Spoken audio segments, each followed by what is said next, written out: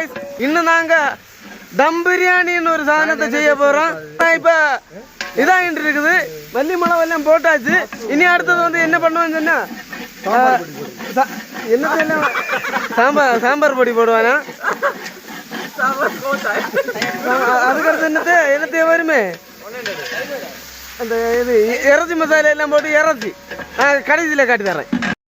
நான் இப்போ உள்ளி வதக்கி வச்சு மிளகு பொடி போட்டாச்சு.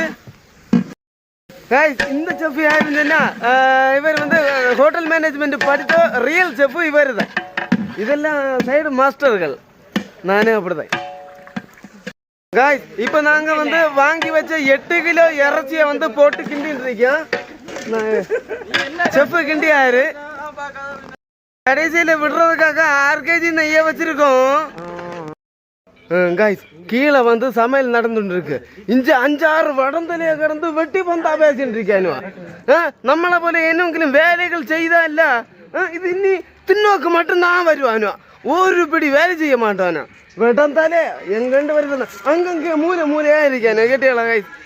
இவனுக்கு வாஜகம் மட்டும்தான் வெட்டி பந்தா. இப்போ பிரியாணி ரெடி ஆச்சு. இனி கனல் எடுத்து மேலே வச்சோம். அப்போதான் தம் பிரியாணி பக்காவாக ரெடி ஆகும். Okay guys. காய்ஸ் இப்போ வந்து நாங்கள் வந்து தம்மை இழக்க போகிறோம். அப்படியே பார்த்தீங்களா காய்ஸ் எப்படி இருக்கு? இல்லை செப்பு இழுக்கணும். அவ்வளோதான் தம் பிரியாணி ரெடி. இன்னி இலையில வச்சு சாப்பிடணும். 6 kg நெய் இப்ப கடைசியில ஊத்துக்கலாம். 1/2 லிட்டர். இனி இந்த மல்லி தலை அப்படியே போட்டுக்கலாம். அப்படியே அடிப்படையான பிரியாணி ரெடியா.